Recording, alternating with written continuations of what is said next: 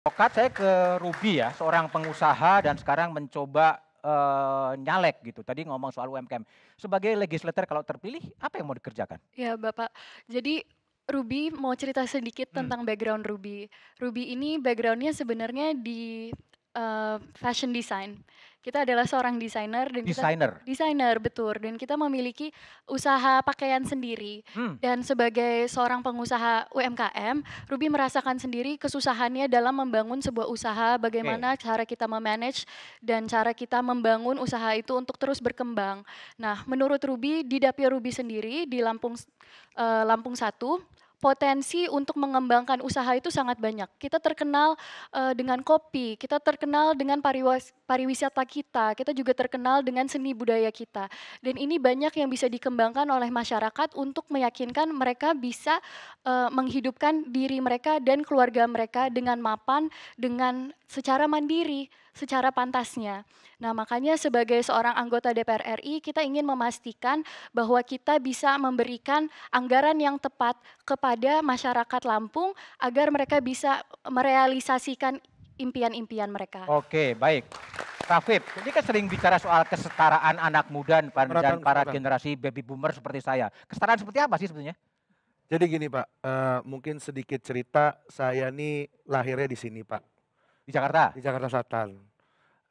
Saya lahir di Jakarta, cari makannya di sini, besar di sini, sempat hijrah sekolah di Bandung, kerja di luar, terus akhirnya balik lagi ke Jakarta. Hari ini yang saya selalu sampaikan ke anak muda di Jakarta Selatan dan Jakarta Pusat, saya cuma sedikit lebih beruntung. Mmm, Lebih beruntung dalam artian bahwa kesempatan itu hadir, di depan saya. Pertanyaannya, apa yang harus dilakukan sama orang yang sudah diberikan kesempatan? Tarik naik Pak semua teman-teman yang ada saat ini mencari kesempatan. Jadi kita berbicara untuk mendorong, memastikan bahwa hari ini Jakarta Selatan dan Jakarta Pusat terlihat sebagai satu kota metropolis yang sangat indah, sangat megah, sangat mewah. mmm. Bahkan sampai ada julukan sendiri anak Jaksel. Anak Jaksel? Seakan-akan anak Jaksel adalah epitomnya atau titik sentralnya, eee, kemewahan yang ada di Indonesia ini. Oke. Tapi itu tidak dibarengi dengan, proses atau penyerapan kesempatan yang terjadi untuk anak-anak asli wilayah Jaksel dan Jakpus, Pak. Mmm, Jadi bicara hari ini sebagai anggota legislatif nantinya saya akan memiliki 3 kewenangan. 3 kewenangan membentuk legislasi, melakukan penganggaran terhadap legislasi tersebut, dan melakukan pengawasan terhadap legislasi tersebut. oke, baik. Dorongan ini akan kita dorong untuk memberikan kesempatan lebih untuk anak muda Jaksel dan Jakpus. Ayu, tadi mengatakan bahwa anak muda saatnya andil punya kontribusi dalam pengambilan kebijakan-kebijakan politik. Persisnya Anda bisa perankan ketika nanti kalau terpilih jadi DPR seperti apa? Yang tentunya Pak, selama ini anak-anak muda, mahasiswa-mahasiswa rajin banget untuk demo ke DPR Rajin RI, demo? rajin Ya demo, kerjalah demo lah itu. dan hal tersebut adalah menuntut suatu kebijakan yang dibuat oleh pemerintah. Oke. Dan dari situ ketika penolakan-penolakan tersebut seperti tidak ada artinya ketika Oh, orang di dalam DPR RI itu yang dibutuhin cuma tanda tangan orang-orang yang di DPR RI. Jadi menurut saya ketika anak-anak muda itu banyak yang masuk parlemen, itu anak-anak muda akan merasa terwakilkan. Soalnya anak-anak muda itu, terkait pemikirannya itu bisa bisa disetarakan juga. Dan saya yakin anak-anak muda contohnya, yang di DPR RI itu dengan persentase pemilih yang hampir 52% anak muda, namun orang yang di dalam parlemen, koreksi kalau saya salah, setahu saya hanya 18 orang mmm, dari usia, yang di bawah 30 tahun. Dan kebetulan Partai Amanat Nasional di situ punya 5 diantaranya, dari 18 anak-anak muda? orang, ya, Oke. dari 18 anggota DPR RI, 5 diantaranya itu adalah dari Partai Amanat Nasional, dan dari situ adalah salah satu bukti konkret bahwa Partai Amanat Nasional memang memberikan ruang anak-anak muda untuk berpolitik dan bukan mempolitisasi anak-anak muda. Bukan mempolitisasi anak-anak muda. Sandra Salsabila, tadi Anda bicara soal lowongan kerja dan lain sebagainya.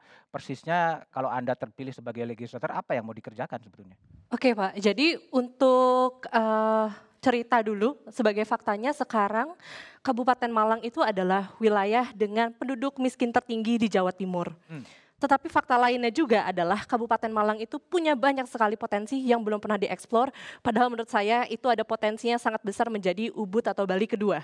Jadi program saya ada dua, yang pertama itu saya ingin memastikan bahwa anak-anak di seluruh Malang Raya mempunyai akses untuk pelatihan karir, dan kedua juga untuk pemodalan usaha, karena kita tahu pekerjaan itu paling banyak datang dari UMKM, itu bisa diserap juga oleh anak-anak muda di seluruh Malang Raya juga. Oke, Jadi itu yang akan baik. saya jalankan. Brigita, Hariri, tadi Anda sebagai dokter ilmu hukum perempuan gitu kan, tadi juga Anda mengatakan petugas rakyat dan Dewan Perwakilan Netizen. Mau ngapain nih antara netizen, rakyat, dan DPR? Kalau saya sebagai seorang anggota dewan yang sudah pernah menjabat ya, walaupun hanya 3 tahun dan langsung bukan disingkirkan, yang Disingkirkan? setelah 3 tahun menjabat, dan sepertinya saya membuat banyak sekali musuh ya di kantor DPR, sehingga Emang banyak musuhnya ya? mungkin lebih banyak dari teman. Jadi ketika seorang wakil rakyat muda ada di kantor DPR dan dia sifatnya tidak mengganggu dan tidak membuat kerecokan ketika ada terlalu banyak permainan-permainan penguasa yang mungkin, atau permainan orang-orang hebat yang mungkin tidak berdampak positif buat masyarakat. Tentunya seorang anak muda ini dengan modal-modal saya waktu itu, umur saya 22 tahun, ketika saya masuk pasti yang akan saya ciptakan itu lebih baik musuhnya. Sehingga kemudian yang menjadi cara berpikir saya yang utama adalah bagaimana saya harus siap, walaupun saya harus kehilangan jabatan saya, walaupun saya harus berkorban, harus mungkin dibuat seperti apa nama baik saya di luar oleh orang dengan pihak-pihak yang mungkin berkepentingan, ya saya harus tetap berjalan untuk kepentingan masyarakat saya, dan itu nggak akan mudah. Itu nggak akan mudah. Teman-teman mungkin akan berhadapan dengan penguasa-penguasa yang punya jaringan, yang mampu untuk menggerakkan netizen, ya, untuk merusak nama baik teman-teman, dan itu hal yang bukan cuma saya alami, tapi banyak dialami oleh teman-teman yang lain juga. Jadi buat saya, kenapa saya bilang harus ada Dewan Perwakilan yang baper? Karena saat ini semua orang bilang jadi politisi nggak boleh baper. Padahal kita kekurangan orang-orang berperasaan di DPR itu. Oh, Kita nggak berperasaan semua ya? Kurang lebih.